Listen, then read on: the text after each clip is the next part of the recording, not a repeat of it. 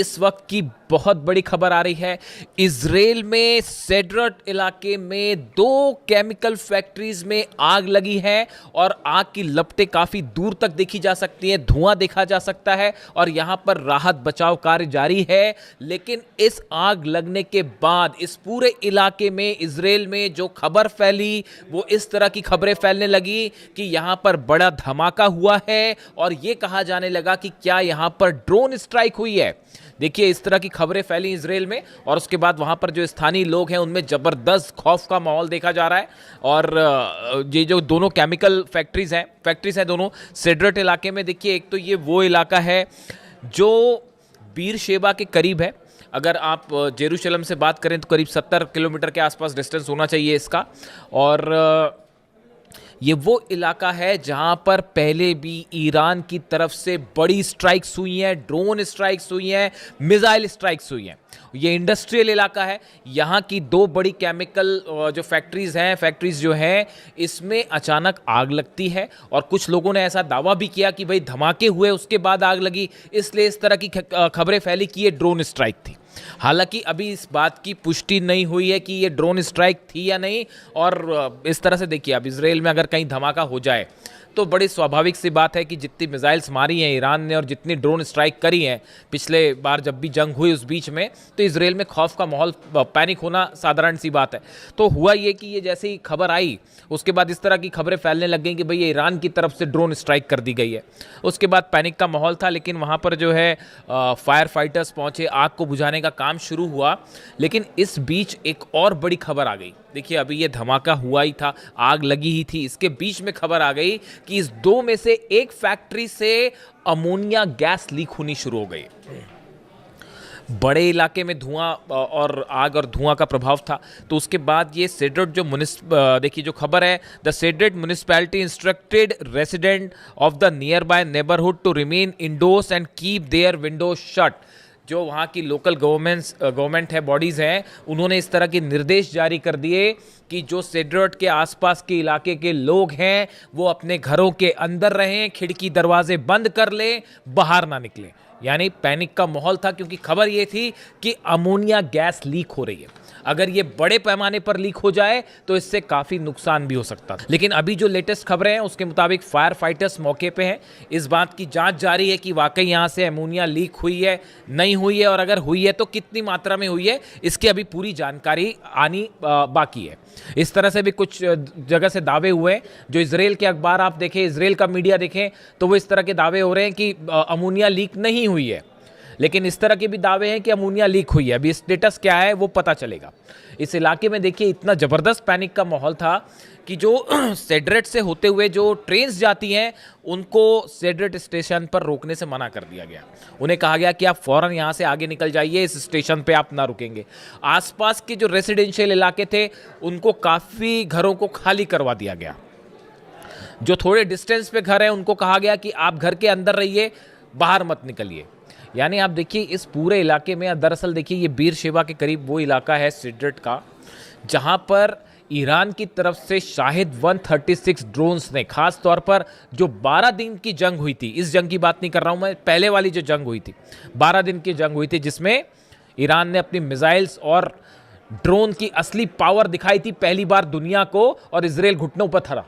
और ये हालात थे कि धमाधम मिसाइल्स गिर रही थी और बिल्डिंग्स गिर रहे थे इजराइल में। और उसके बाद जो है वो पहली बार ताकत देखी थी दुनिया ने कि ईरान की मिसाइल्स और ड्रोन की क्या ताकत होती है। तो उस समय भी ये जो सेड्रट इलाका है, जो इसका इंडस्ट्रियल इलाका है, इस पर काफ़ी ड्रोन स्ट्राइक्स हुई थी। देखिए, ईरान में लगातार अमेरिका की तरफ से धमकियां आ रही हैं कि जो है हम वहाँ के जितने ऑयल स्टेशंस हैं उनको निशाना बनाएंगे, एनर्जी स्टेशंस को निशाना बनाएंगे, वगैरह वगैरह, इंडस्ट्रियल एरिया को निशाना बनाया जा रहा है। इन हालात में नेतन्याहू जब डोनाल्ड ट्रंप से मिलने वाले हैं उसके ठीक पहले इजराइल के एक इंडस्ट्रियल कॉम्प्लेक्स में आग लग जाती है, तेजी से फैल जाती है और इस तरह से धमाके और ड्रोन स्ट्राइक की खबरें फैलने लगती हैं। इसके बाद सबको यही लगा एक बार कि ये ईरान की तरफ से, जैसा कि ईरान ने पहले ही कह रखा है कि अगर हमारे पर हमले जारी रहे या अगर हमें ज़रूरत महसूस हुई प्रीएम्प्टिव स्ट्राइक की तो हम पहले स्ट्राइक कर देंगे। इस तरह की बातें भी ईरान की तरफ से कही गई। तो ऑलरेडी पैनिक फैलना लाजमी था। तो उसके बाद हालात ये है कि अब वहाँ पर जो है काफ़ी सारी जो है फायर ब्रिगेड की गाड़ियाँ हैं और वो आग वाग बुझाने के काम में लगी हुई है। अभी किसी तरह की ड्रोन स्ट्राइक की कोई कन्फर्मेशन नहीं आई है। अगर कन्फर्मेशन आती है तो हम आपको बताएंगे, लेकिन फिलहाल इस पूरी घटना से अच्छा खासा पैनिक जो है वो इजराइल में देखने को मिल रहा है।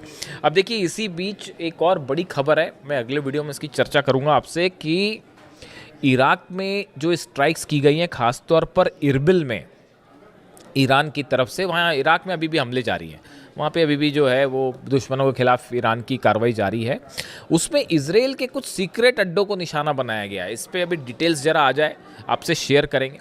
और इस बीच देखिए, जो खबर है ही कि नेतन्याहू और डोनाल्ड ट्रंप की मुलाकात होने वाली है, इस पर पूरी दुनिया की नज़रें हैं कि डोनाल्ड ट्रंप और नेतन्याहू की मुलाकात में क्या होता है। पिछली बार भी जब हमले हुए थे ईरान पे, जंग शुरू हुई थी, तो उसके पहले दोनों की मुलाकात हुई थी। अब बड़े सारे ऑप्शंस जो हैं इसकी अमेरिका की मीडिया आपस में चर्चा कर रही है। ईरान की तरफ से साफ है स्टेटस, आप मिलिए मत मिलिए, जो करना है करिए, ईरान का जवाब तैयार है। हमला करोगे तो हमला मिलेगा, बातचीत करोगे तो बातचीत मिलेगी। जैसा चाहता है अमेरिका, जैसा चाहता है इजराइल, उसको वैसा जवाब दिया जाएगा। ईरान का स्टेटस बिल्कुल क्लियर है। वो अभी तो जवाब यूक्रेन को देने की हो रही है, क्योंकि कैस्पियन सागर में जो हमला किया है अभी तैयारी उसकी चल रही है। वो खुर्रम शहर 4 कभी भी फायर हो सकती है। जवाब जरूर मिलेगा यूक्रेन को, ये बात तो तय है। अब देखिए, इस बीच जो खबर है, 2-3 ऑप्शंस जो हैं जिस पर विचार हो रहे हैं। पहला ये कहा जा रहा है कि डोनाल्ड ट्रंप और नेतन्याहू की मुलाकात के बाद ये प्लान तैयार हो सकता है कि अब हॉर्मूज में एक्शन की जिम्मेदारी नेतन्याहू की। कई सोर्सेज ऐसा दावा कर रहे हैं कि अब हॉर्मूज में अभी तक अमेरिका ने अपने 18 जहाज लेके वो खड़े रहे, कुछ कर नहीं पाए। हॉर्मूज अभी भी पूरी तरह से ईरान के कंट्रोल में, परिंदा भी पर नहीं मार सकता वहाँ ईरान की इच्छा के बिना। तो अब ऐसे में बताया जा रहा है कि हो सकता है कि नेतन्याहू को हॉर्मूज का कंट्रोल दे दिया जाए, कि बस जिम्मा दे दिया जाए कि भैया अब यहाँ पे ईरान से आप लड़ो, हम नहीं लड़ सकते। तो एक ऑप्शन ये है कि इजराइल की एंट्री हॉर्मूज में होने जा रही है, वहाँ पर ईरान उसके लिए तैयार बैठा हुआ, कह रहा है आप आइए, हम बताते हैं, हमारी अबू मेहदी रेडी है, तो वो अलग तैयार है। दूसरा ऑप्शन ये बताया जा रहा है कि अब अमेरिका में मिड टर्म पोल्स होने हैं। अब यहाँ बड़ी समस्या ये है, जॉर्डन में बेस तबाह हो गए, सोल्जर्स मारे गए, कुवैत में पेट्रियट तबाह हो गया, बहरीन में पेट्रियट थर्ड सिस्टम तबाह हो गए, तो भयंकर नुकसान हो गया। अब सैटेलाइट इमेजेस सामने आने लग गई हैं, और जो रिपब्लिकन सांसद हैं डोनाल्ड ट्रंप की पार्टी के, वही सवाल उठाने लगे हैं डोनाल्ड ट्रंप पर, कह रहे हैं कि भाई आपने हासिल क्या किया, आपने ईरान जाके ऑपरेशन किया, आपने हासिल क्या किया। आप कह रहे थे रिजीम चेंज होगी, वो भी नहीं हो पाई। आप कह रहे थे कि यूरेनियम पर कौम कब्जा कर लेंगे, वो भी नहीं हो पाया। तो फिर आप कर क्या पाए वहां जाके? जंग आप जीत नहीं पा रहे हो, अंदर आप कदम नहीं रख पा रहे हो। तो अब ये रिपब्लिकन, ये मैं नहीं कह रहा, ये सीनेटर्स और रिपब्लिकन पार्टी के सदस्य डोनाल्ड ट्रंप पर सवाल उठा रहे हैं। तो इससे आप अंदाज लगा लिए कि मिड टर्म पोल का क्या होना है। तो डोनाल्ड ट्रंप वहां भी घबराए हुए हैं कि भाई चुनाव हार गए तो फिर बड़ी फजीयत हो जाएगी कि ईरान ने हराया, चुनाव भी हार गए। तो अब उसकी भी चिंता सताई जा रही है। तो अब नेतन्याहू से मुलाकात है। तो अब देखिए, तरह तरह की खबरें हैं, लेकिन इस बीच एक बड़ी जो गौर करने वाली बात यह है, अमेरिका के जो फाइटर जेट्स हैं, हथियार हैं, इन सबका प्लेसमेंट, लोकेशंस और मूवमेंट बाकायदा जारी है।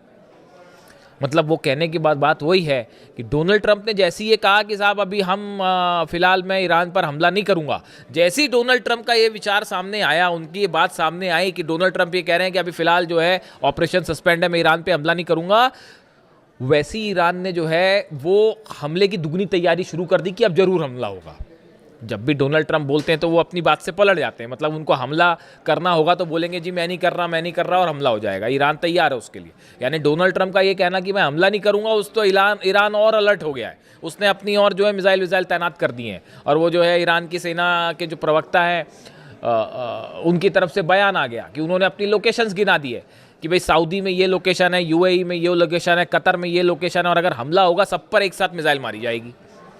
तो उन्होंने अपनी एक अलग लिस्ट जारी कर दी है, और इजराइल अलग निशाने पर आ गया है। कल ही ईरान की तरफ से बयान आया था कि अगर जो अब हमला होगा तो कुछ हो ना हो, इजराइल पर तो हम जरूर हमला करेंगे। अगर अब हम पे हमला होता है, ईरान का स्टैंड साफ है, अगर ईरान पर कोई भी हमला होता है, कहीं भी हमला होता है, तो हम इजराइल पर जरूर हमला करेंगे। खासतौर पर अगर पिकेक्स माउंटेन पर हमला हुआ तो इजराइल निशाना बनेगा। अब इस बीच लग गई आग।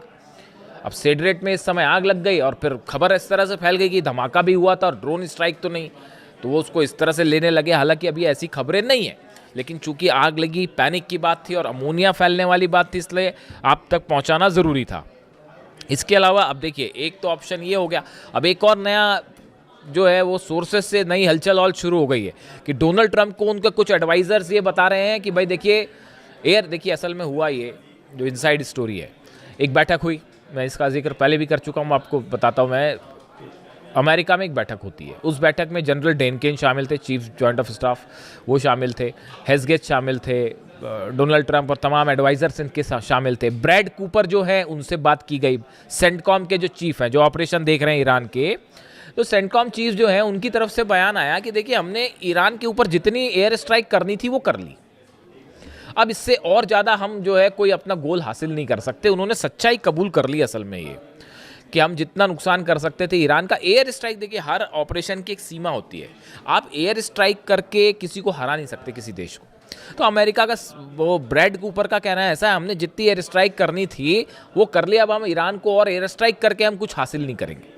तो अब एयर स्ट्राइक करके हासिल नहीं करेंगे तो कैसे हासिल करेंगे?